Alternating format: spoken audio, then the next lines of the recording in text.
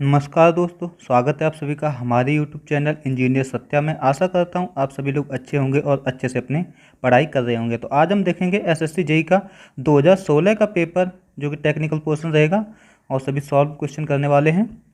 तो previous year question paper रहेगा ये और 50 क्वेश्चन इसके हल करेंगे हम। तो देख लेते हैं 2016 का पेपर हमारा कैसा आया था टेक्निकल। तो चलिए शुरू करते हैं क्वेश्चन नंबर 1 से।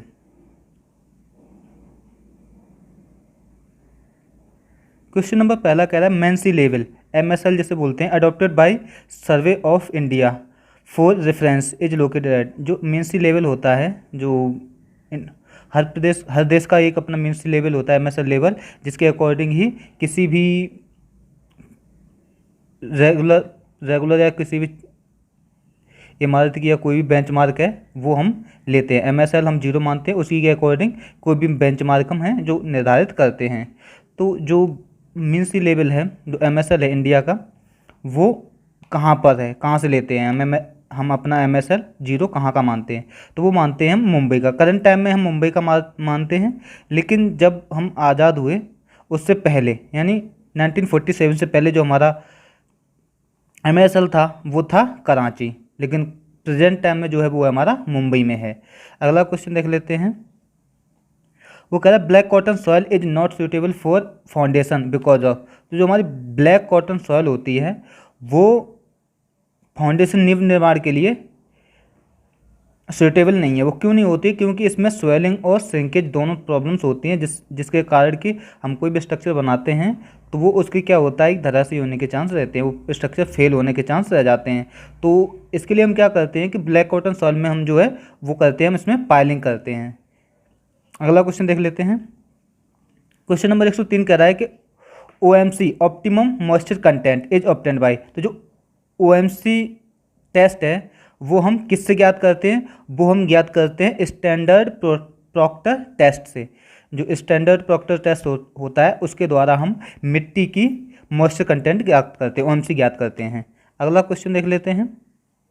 क्वेश्चन नंबर 104 कह रहा है the effective size of particle of soil. तो जो इफेक्टिव साइज है पार्टिकल का वो हम D10 मानते हैं। जो D10 होता है वो इफेक्टिव साइज होता है पार्टिकल का।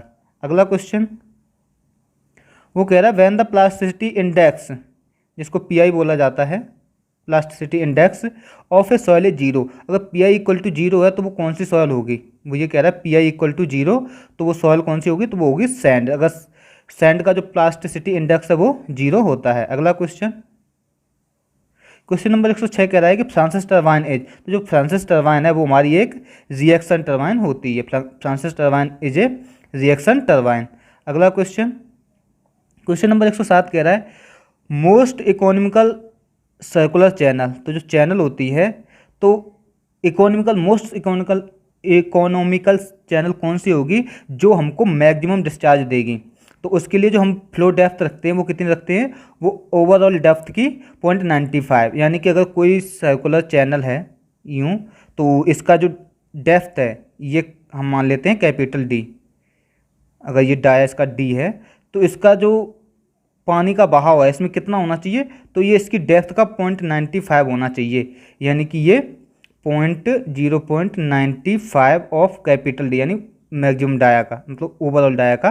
तो यानी कि सिर्फ ये 0.05% मतलब 5D रह जाती है ऊपर की। तो जो चैनल होता है उसका जो ऊपर का पोर्शन है वो क्या रहता है? खुला हुआ रहता है। अगला क्वेश्चन कह रहा है कि क्वेश्चन नंबर 108 कह रहा है two pipe system are said to be equivalent. जो टू पाइप सिस्टम है वो इक्विलिब्रियम कब होंगे? तो वो होंगे जब both have same head loss and discharge value. तो जब दोनों पाइपों का जो है, कोई दो पाइप है,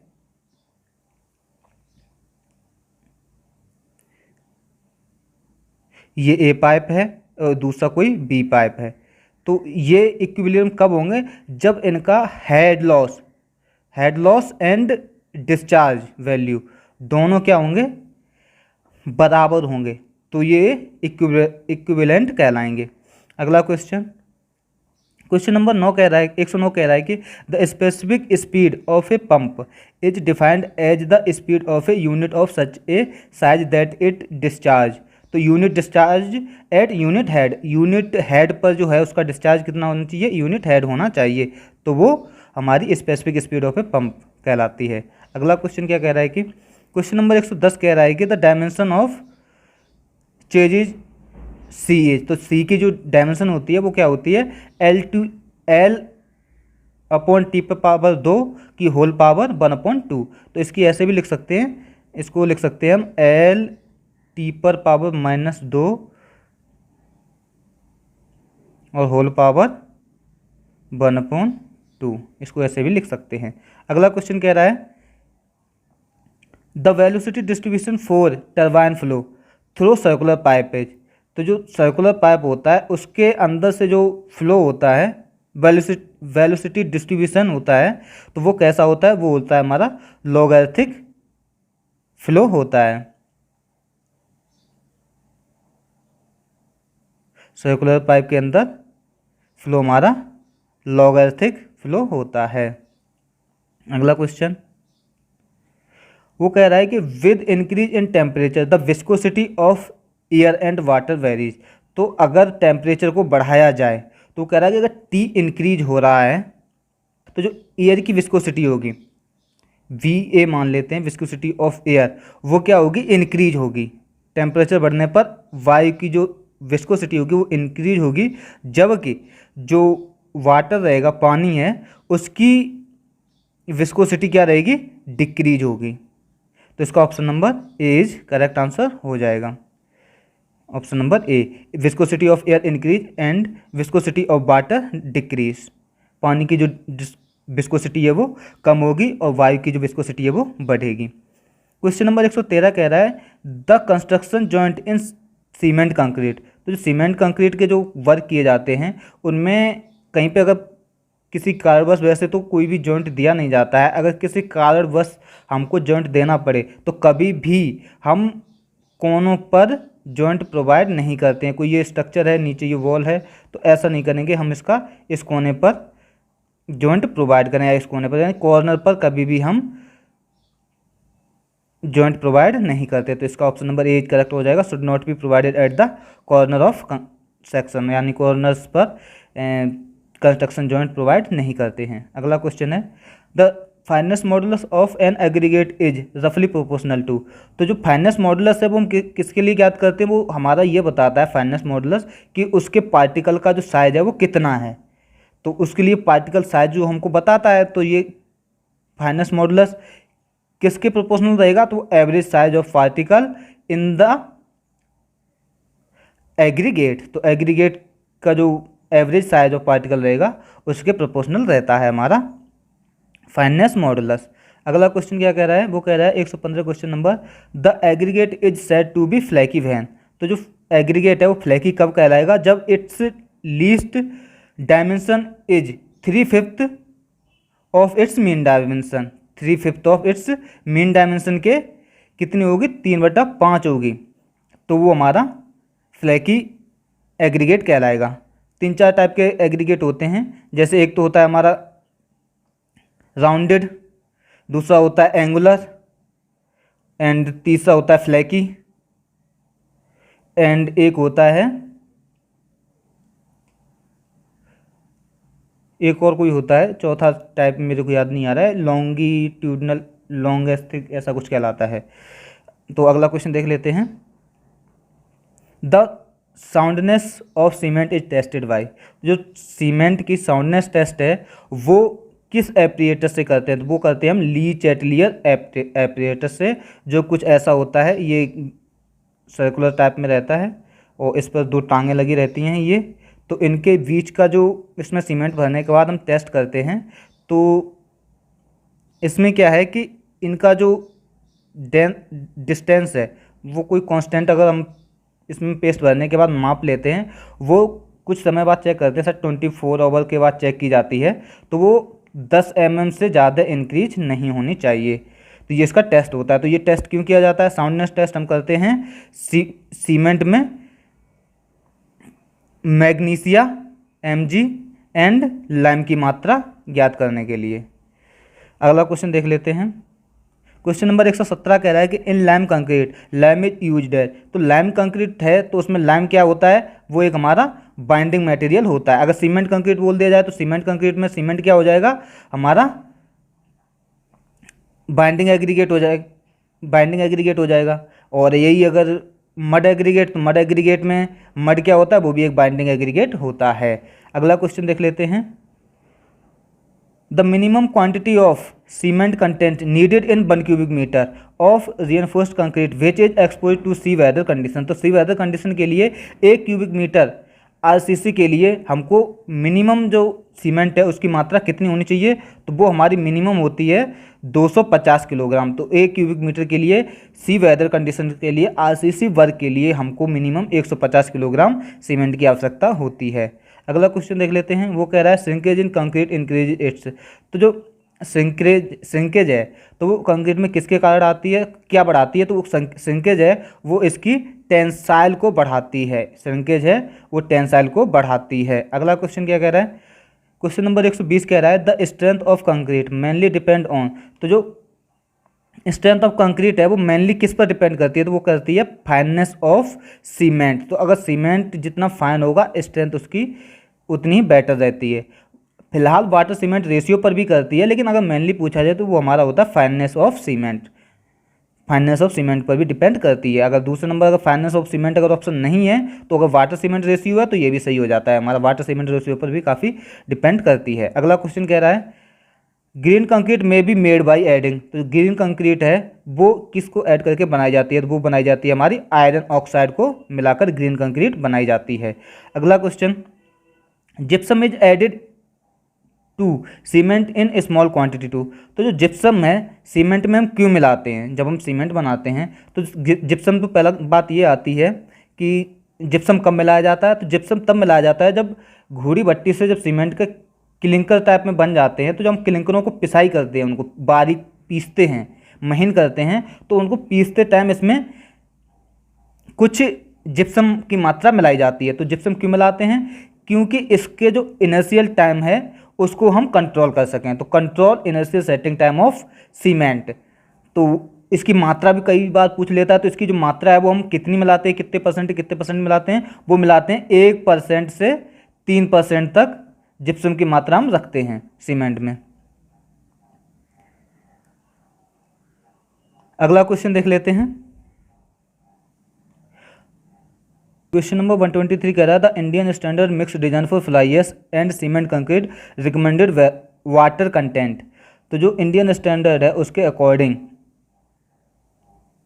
फ्लाई एश के लिए सीमेंट कंक्रीट जो बनाते हैं उसके लिए वाटर कंटेंट कितना होता है, तो उसके लिए हमारा ऑप्शन नंबर इसका बी सही हो जाएगा, रेड्यूस्ड बाई 15%, 15% तक कम मिला सकते हैं। अगला क्वेश्चन देखते हैं। वो कह रहा है कि the thickness of the flange of A T beam of A ribbed slab is assumed. तो टी बीम है उसके फ्लैंज की टी बीम की फ्लैंज की थिकनेस है वो हम रिब्ड स्लैब के कितने लेते हैं, तो वो हम रिब्ड की जो डेप्थ होती है उसके बराबर हम टी बीम की फ्लैंज की थिकनेस लेते हैं। तो इसका आंसर ऑप्शन नंबर सी हो जाएगा, डेप्थ ऑफ द रिब। अगला क्वेश्चन नंबर 125 कह रहा है coefficient of wind resistance of a circular surface. तो सर्कुलर सरफेस के लिए कोफिशिएंट ऑफ विंड रेजिस्टेंस कितना लेते हैं, वो लेते हैं 1/2। इसका option number D is correct answer हो जाएगा। अगला question total number of elastic content of an isotropic material are. तो आइसोमेट्रिक मटेरियल के लिए जो नंबर ऑफ इलास्टिक कांस्टेंट होते हैं वो कितने होते हैं, वो हमारे 3 होते हैं। इसका option number B is correct answer हो जाएगा। अगला question the stiffness of spring is. तो स्टिफनेस है स्प्रिंग की वो क्या होती है, तो वो होती है हमारी load required to produce unit deflection. तो डिफ्लेक्शन को कम करने के लिए जो रिक्वायर्ड लोड होता है उसी को हम स्टिफनेस कहते हैं।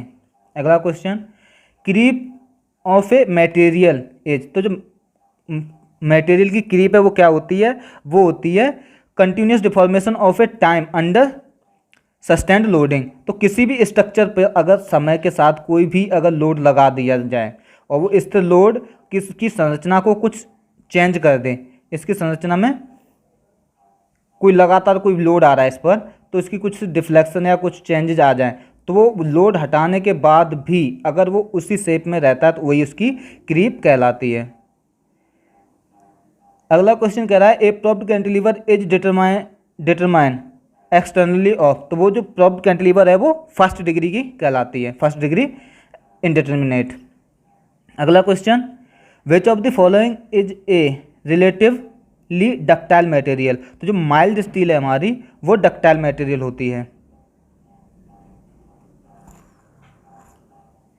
अगला क्वेश्चन कह रहा है a beam is supported over 3 rollers lying in the same plane, तो इसमें कह रहा है कोई एक बीम है वो 3 रोलर सपोर्ट को ले जा रहा है, इस पर 3 रोलिंग सपोर्ट लगी हैं कोई इन द सेम प्लेन, एक ही प्लेन में लगी हैं, तो the beam is stable for, तो बीम किसके स्टेबल होगा, तो वो होगा loading with no component in the direction of the beam, तो जो बीम की जो डायरेक्शन है उस बीम में कोई भी कंपोनेंट कार्य नहीं करेगा, कोई भी लोड कंपोनेंट कार्य नहीं करेगा। अगला question,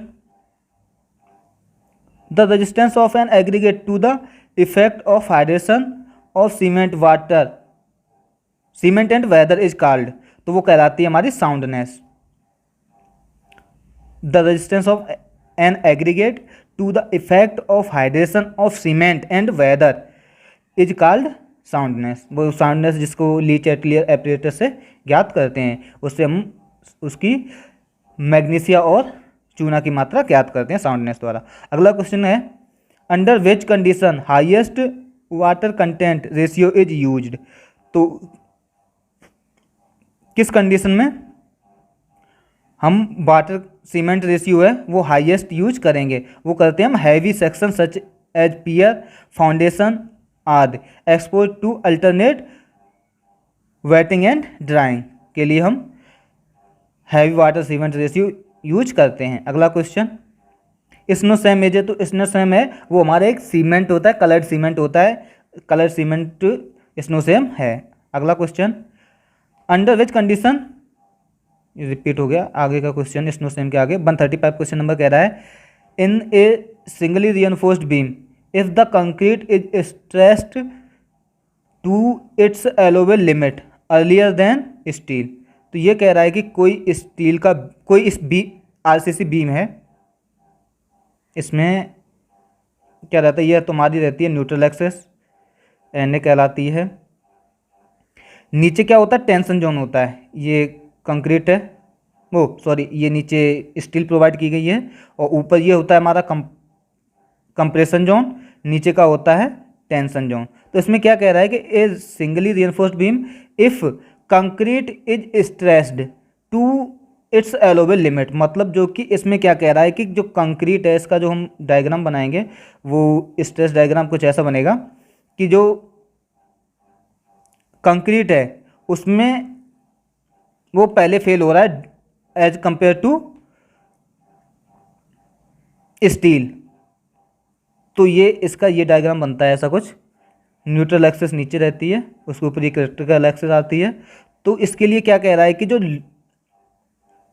allowable limit of earlier steel in section of it is said to be, तो ये कौन सा सेक्शन कहलाएगा, तो ये हमारा कहलाता है, इसमें कहना चाहिए कि कंक्रीट हमारी जो है वो पहले फेल हो रही है, कंक्रीट पहले फेल हो गई, लेकिन स्टील में अभी भी स्ट्रेस सहने की क्षमता है, ये अभी भी स्ट्रेस झेल सकती है, तो फेल होगी क्या, कंक्रीट पहले फेल हो गई, यानी स्टील की मात्रा ज़्यादा है, यानी कि ओवर रिइंफोर्स्ड सेक्शन, तो स्टील की मात्रा अगर ज़्यादा है तो वो कहलाता है हमारा ओवर रिइंफोर्स्ड सेक्शन, इसका ऑप्शन नंबर 20 करेक्ट हो जाएगा, ओवर रिइंफोर्स्ड सेक्शन। अगर स्टील पहले फेल हो रही है तो स्टील कम होगी और कंक्रीट की स्ट्रेस ज़्यादा क्षमता होगी, तो ये कुछ ऐसा बनता है डायग्राम, इसमें एन ऊपर रहती है और क्रिटिकल एक्सेस है वो नीचे आती है, तो इसका क्या होगा, ये कहलाती है हमारी अंडर रिइंफोर्समेंट, यानी इसमें आज जो स्टील है वो कम प्रोवाइड की गई है, अंडर रिइंफोर्स्ड सेक्शन, और यही हमारा इकोनॉमिकल भी रहता है, तो ये हो जाता है अंडर। अगर स्टील और कंक्रीट दोनों में एक साथ स्ट्रेस ऊपर रहे हैं तो ये कहलाता है हमारा बैलेंस सेक्शन। अगला क्वेश्चन देख लेते हैं, क्वेश्चन नंबर 136 कह रहा है 1 cubic metre of mild steel weight about, तो 1 क्यूबिक मीटर स्टील का जो वेट है वो कितना होता है, वो होता है हमारा 7850 किलोग्राम। जो स्टील की डेंसिटी है वो होती है 7850 किलोग्राम पर क्यूबिक मीटर। तो 1 क्यूबिक मीटर के लिए पूछ दिया तो कितना हो जाएगा 7850 किलोग्राम, इसका आंसर हो जाएगा। अगला क्वेश्चन देख लेते हैं। वो कह रहा था total length of a cranked bar through a distance d at 45 degree in case of a beam effective length L and depth D। कोई बीम है तो उसकी क्रैंक्ड बार दे रखी हैं, तो अगर वो क्रैंक की गई है 45 डिग्री पर, क्रैंक्ड बार हैं ये 45 डिग्री पर क्रैंक की गई हैं, तो ये पूछ रहा है इसकी जो लेंथ है बीम की वो तो है हमारी कैपिटल L एंड जो डेप्थ है बीम की वो है स्मॉल d एंड ये एंगल है वो है हमारा 45। तो इसमें ये जो सरिया हम प्रोवाइड करेंगे उसकी लेंथ हमको ज्ञात करनी है, तो वो जो लेंथ हो जाएगी वो कितनी हो जाएगी, effective length small l equal to होता है, तो ये जो इंक्रीज लेंथ होती है ये होती है हमारी 0.42 d। जब एक साइड की 0.42 डी है, इधर की बढ़ेगी 0.42 डी, इधर भी इंक्रीज होगी, तो इस effective length L equal to हो जाती है L plus 0.42 D plus 0.42 D, तो ये जुड़ जाएंगे तो स्मॉल एल इक्वल टू हो जाएगा कैपिटल एल प्लस के 2 इंटू 0.42 डी।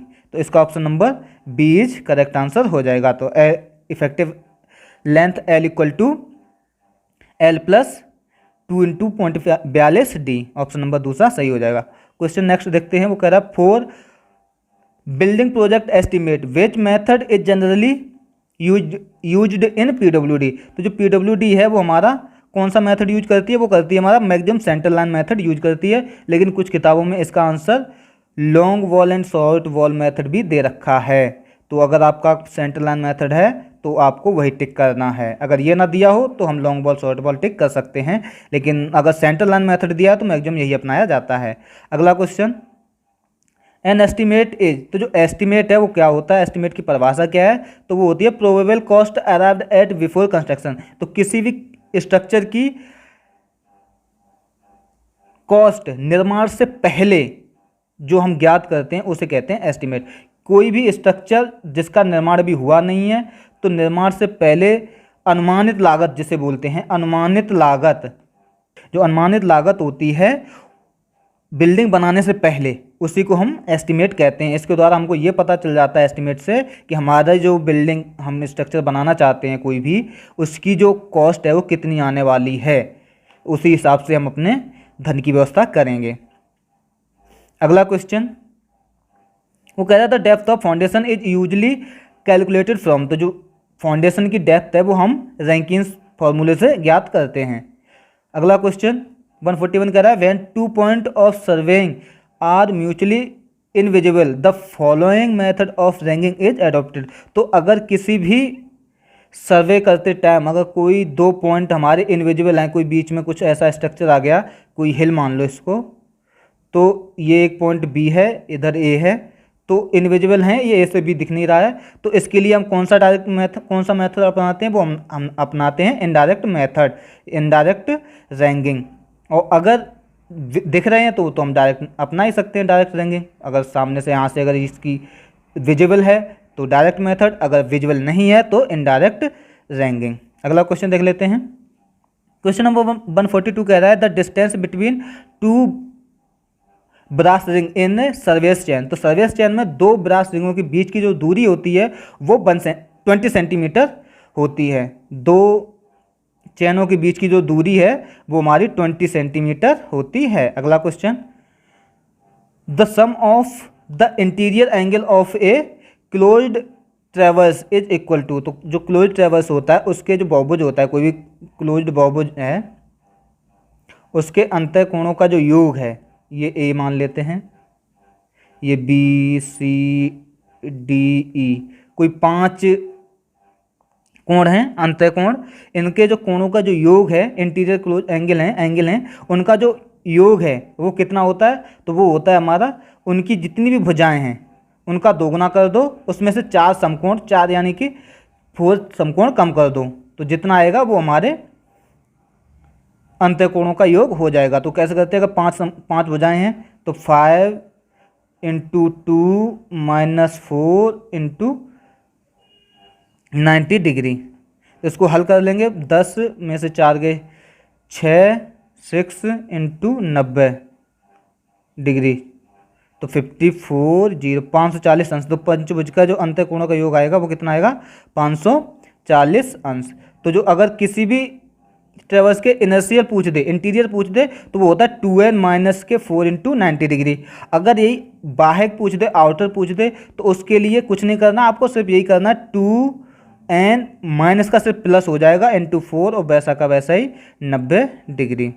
सिर्फ ये चिन्ह चेंज हो जाता है, आउटर के लिए माइनस आता है, वो सॉरी इंटीरियर के लिए माइनस आता है और आउटर के लिए प्लस आता है। अगला क्वेश्चन नंबर 144 कह रहा है, survey line provided to verify the accuracy of the framework is known as.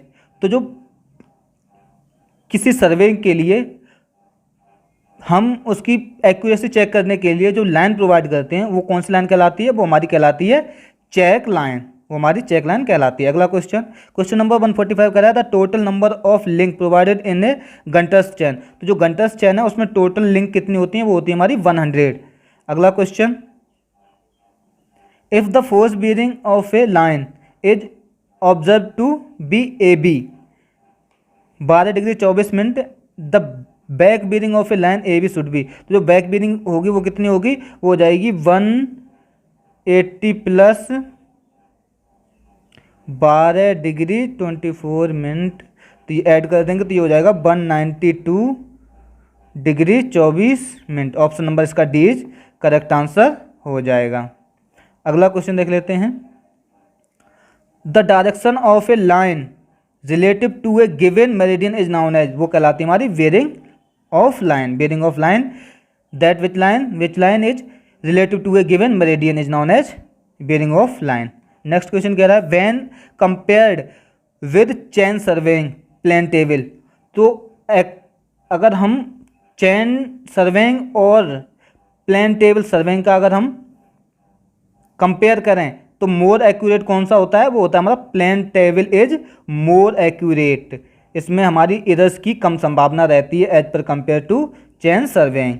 अगला क्वेश्चन देख लेते हैं, क्वेश्चन नंबर 149 कह रहा है कि number of satellite involve in the orbit for the GPS survey technique. तो वो कितनी है हमारी, वो 24 सैटेलाइट्स हैं। अगला क्वेश्चन नंबर 150 कह रहा है, slump test for concrete is carried out determine. तो जो स्लम टेस्ट है हम कंक्रीट का किसके लिए करते हैं, वो हम वर्केबिलिटी ज्ञात करने के लिए करते हैं। इसके लिए एक एपरेटस यूज किया जाता है जो कुछ कॉनिकल टाइप में होता है इस प्रकार से। तो इसकी जो कभी कभी इस एपरेटस का साइज भी पूछ लेता है, तो वो साइज भी आपको ध्यान रखना है। जो ऊपर का जो डाया है वो रहता है हमारा 10 सेंटीमीटर, बॉटम डाया वो रहता है हमारा 20 सेंटीमीटर, एंड जो हाइट है वो रहती है हमारी 30 सेंटीमीटर। तो नॉर्मली ये आपको याद रखना 10 20 30, 10 top dia, 20 bottom dia and 30 इसकी हाइट हो जाती है। यहीं पे हमारा ये लेक्चर समाप्त होता है। आशा करता हूँ आप सभी को पेपर ये पसंद आया होगा, जो आंसर दिए हैं अच्छा लगा होगा। तो अच्छा लगे, अगर पसंद आया तो हमारे इस चैनल को सब्सक्राइब कर लीजिएगा, वीडियो को लाइक कर दीजिएगा और अपने दोस्तों के साथ शेयर ज़रूर कीजिएगा। और इस वीडियो की पीडीएफ लिंक पाने के लिए आप हमारी इस वेबसाइट पर विजिट कर सकते हैं और कई अन्य पीडीएफ भी पा सकते हैं। SSC, UPSC and other related, SSC civil से रिलेटेड काफ़ी पीडीएफ आप हमारी इस वेबसाइट से प्राप्त कर सकते हैं। तो थैंक यू, धन्यवाद।